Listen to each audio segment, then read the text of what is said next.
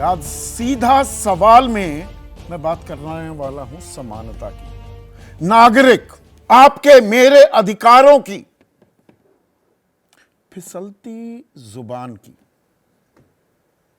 संविधान की, और संविधान की धज्जियां जो उड़ाई जा रही हैं मौजूदा वक्त में। और आज मैं दो इस देश के अलग अलग सूबे के मुख्यमंत्रियों का खास जिक्र करने वाला हूं। और शुरुआत करेंगे असम के मुख्यमंत्री, केंद्र में सत्ताधारी पार्टी बीजेपी की पार्टी, जो बीजेपी के ही चेहरा हैं असम में, हिमंता बिस्वा शर्मा की मैं बात करना चाहूंगा। कल विधानसभा में हिमंता बिस्वा शर्मा ने क्या कहा, गौर कीजिएगा। खुल्लम खुल्ला मियां मुसलमान किया, हिंदू मुसलमान किया, चुनौती, चेतावनी, नसीहत, ये सब देते दिखे एक समुदाय विशेष को। ताल ठोकी, मैं एक का पक्ष लूंगा। आप क्या कर सकते हो? मियां मुसलमान असम पर कब्जा कर ले, ऐसा हम असम में नहीं होने देंगे। मियां मुसलमान, जो वहां पर बंगाली बोलने वाले मुसलमान हैं उन्हें मियां मुसलमान कहा जाता है, और एक इंडिजिनस, वहां के मूल निवासी, ये दो अलग अलग फर्क किए जाते हैं। असम में जो असमिया बोलने वाले मुसलमान हैं, जी ये हमारे हैं, बाकी सब बाहरी हैं। उसमें नागरिकता भी है, वोट भी दे रहे हैं, वो बेईमानी हो जाता है। प्रधानमंत्री जब लगातार ताल ठोकते हैं, सबका साथ, सबका विकास, सबका विश्वास, फिर उसमें जोड़ दिया जाता है सबका प्रयास। प्रधानमंत्री के प्रयासों पर ही पानी फेरने पर आमादा है क्या हिमंता बिस्वा शर्मा? सरकार का वादा, प्रधानमंत्री का वादा कोई मायने नहीं रखता क्या? या ये गुड कॉप बैड कॉप भी चल रहा है? उस पर तो मैं बाद में आता हूं, लेकिन यह सिर्फ प्रधानमंत्री के वादे तक की बात नहीं है। सरकारें आती हैं, सरकारें जाती हैं, देश ने कई प्रधानमंत्री देखे हैं, लेकिन देश का संविधान एक है।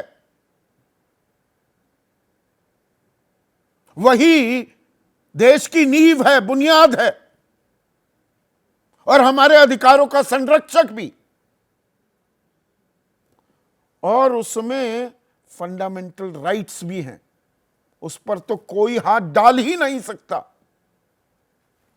और फंडामेंटल राइट्स में आर्टिकल 14 है, अनुच्छेद 14, the state shall not deny to any person equality before law और equal protection of laws within the territory of India.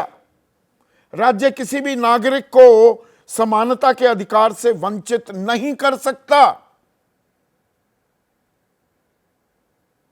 तो आप एक तबके के मुख्यमंत्री नहीं हो सकते। आपकी वो दलीलें अपनी जगह ठीक हैं कि भाई 1971 से लेकर अब तक जो मुस्लिम आबादी है उसमें इतनी जबरदस्त इंक्रीज, इतना बड़ा इजाफा क्यों हुआ? अगर आपको यह डर है कि मुस्लिम बहुल इलाका हो जाएगा, आप मुख्यमंत्री हैं, वहां पर तरीके से संविधान के दायरे में आप काम कीजिए। या ललकारेंगे अपनी राजनीतिक रोटियां सेकने के लिए? इस बयान से पहले जुलाई 2023 इसी साल सब्जियों के दाम बढ़ गए तो मियां मुसलमानों पर इसका आरोप लगा दिया, मियां मुसलमानों के चलते सब्जी के दाम बढ़ गए। फिर मार्च 2024 में कहा यह मुसलमानों को 2 से ज्यादा बच्चे करना अब बंद कर देना चाहिए। हिंदुओं में तो 2 से ज्यादा बच्चे होते ही नहीं है, ना ही पॉलीगमी, बहुविवाह, वो सिर्फ मुसलमानों में होते हैं कि हिंदुओं में भी होते हैं? मुसलमानों में बाकायदा कानून है, आप उसको रोकिए, वो चीज हो रही है। या किसी को डराकर धमकाकर आप अपनी राजनीतिक रोटियां चमकाएंगे? जुलाई में कहा था कि भाई मुस्लिम बहुल इलाका बन जाएगा। अब जो आबादी है, यह आंकड़ा भी बताना जरूरी है। मैं कोई भी आंकड़ा यहां पर ऐसा नहीं है कि उसे अनदेखा कर दूं। 1971 में हिंदुओं की आबादी 71% थी असम में, और मुसलमानों की 24। 2011 आते आते 61% हिंदुओं की आबादी हो गई, यानी कि 10% कम हो गए, और मुसलमान 34% हो गए, यानी कि 10% का इजाफा। यह चिंताजनक है। इसके लिए एक नीति बनानी पड़ेगी ना, या जहर उगलोगे? 33 सीटें वो तो मुस्लिम बहुल हैं, 31 पर मुस्लिम उम्मीदवार पिछली बार जीते थे, बीजेपी का एक भी नहीं था। ऐसा नहीं है खड़े नहीं किए, पर जीत कोई नहीं पाया। तो मुसलमान वोट ही नहीं देते तो उनके बारे में फिक्र करने की क्या जरूरत है? जाए भाड़ में। क्या यह संदेश दे रहे हैं हिमंता बिस्वा शर्मा? और यह संदेश अकेले हिमंता बिस्वा शर्मा नहीं दे रहे, यह कई जगह से एक साथ आ रहे हैं। यह सुनियोजित कोई रणनीति भी हो रही है क्या? और यह मैं किस लिए कह रहा हूं? 18वीं लोकसभा में सांसद बने जेडीयू अहम घटक है एनडीए में, एक बड़ी बैसाखी। धर्मनिरपेक्षता का चोगा ओढ़कर चलते हैं नीतीश कुमार, लेकिन उनके सांसद देवेश चंद्र ठाकुर जून में ही उन्होंने क्या बोला? अपने लोकसभा क्षेत्र में कहा कि भाई ऐसा है, मुसलमानों में आपका कोई काम नहीं करूंगा, वोट तो मुझे देते नहीं, मैं आपका काम क्यों करूं?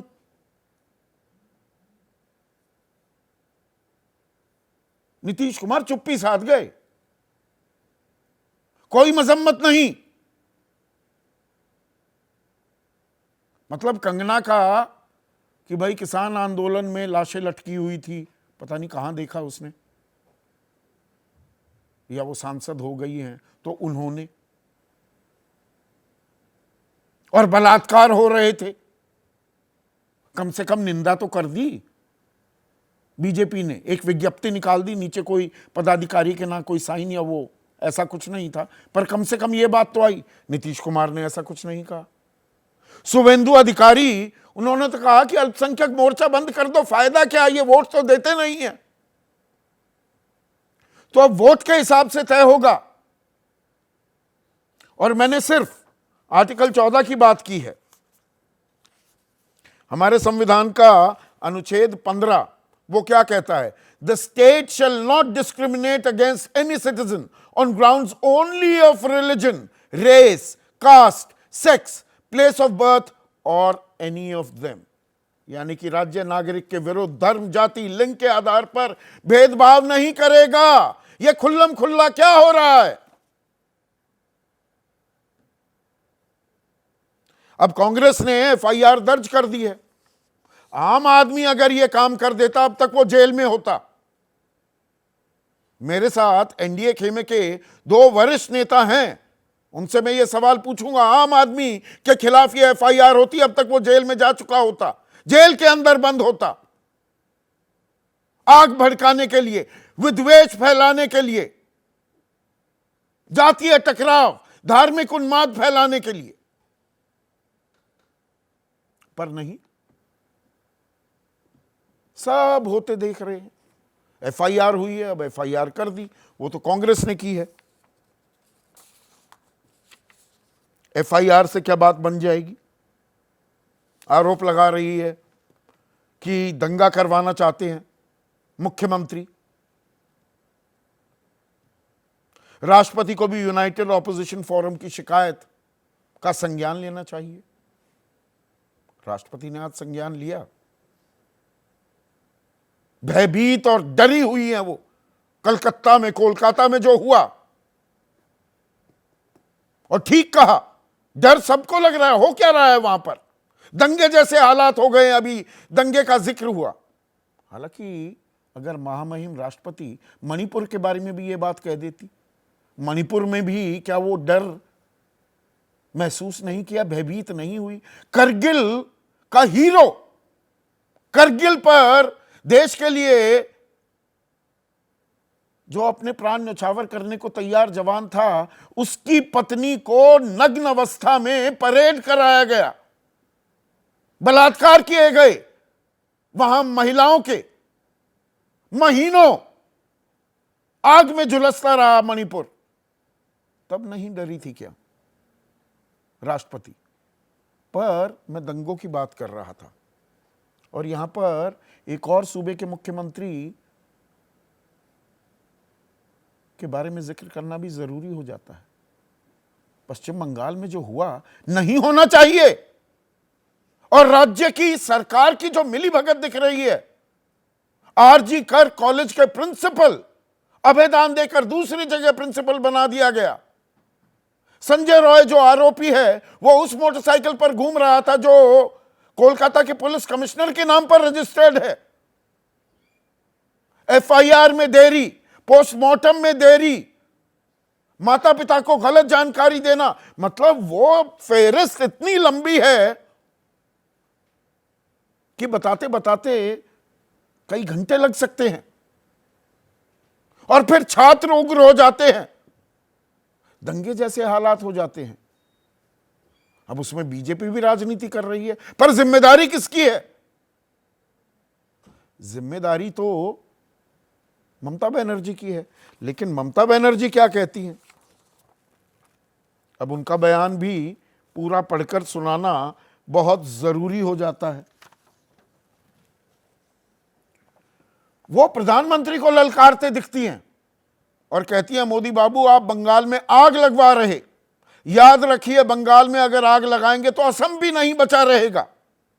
बंगाल अगर जलेगा तो बिहार, झारखंड, यूपी, उड़ीसा और दिल्ली भी जलेंगे, नॉर्थ ईस्ट भी चुप नहीं रहेगा। बंगाल के गरीब लोग ढाकी, धामसा, मदोल, आदिवासी नृत्य, लोक शिल्पी और बाउल से रोजगार करते हैं, इससे उनका घर चलता है। लेकिन केंद्र सरकार ने इन्हें बंद कर दिया। ये हम नहीं होने देंगे, हम प्रधानमंत्री की कुर्सी हिला देंगे। अरे भाई, अपनी कुर्सी का पहले ख्याल रखिए, और मर्यादा का। आप धमकी देते घूम रही हैं। ढाढ़स बंधाने का वक्त है, मर्रम लगाने का वक्त है। छात्र जो नबन्ना आंदोलन करने निकल पड़े, ठीक है 35 पुलिस वाले जख्मी हुए, पुलिस ने बहुत संयम बरता, काबिले तारीफ है। चलिए, काम पहले क्या किया था उसके बारे में अभी मैं नहीं कह रहा हूं, पर आप धमकाती फिरेंगी। और इसमें एक वो अंग्रेजी का शब्द है डिलिशियस आयरनी, एक दिलचस्प विरोधाभास।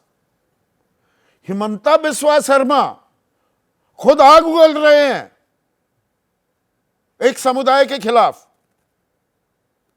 वो ममता को क्या नसीहत दे रहे हैं, आपको विभाजनकारी भाषा बोलना शोभा नहीं देता, हिमंता कह रहे हैं। छाछ तो बोल रहे, छालनी भी बोले। ये हरियाणवी और वेस्टर्न यूपी में ये एक पुरानी कहावत है। आपकी असफलता की राजनीति से भारत को जलाने की कोशिश मत कीजिए। और आप क्या कर रहे हैं हिमंता बिस्वा शर्मा? इसी पर आज मैं चर्चा करने वाला हूं।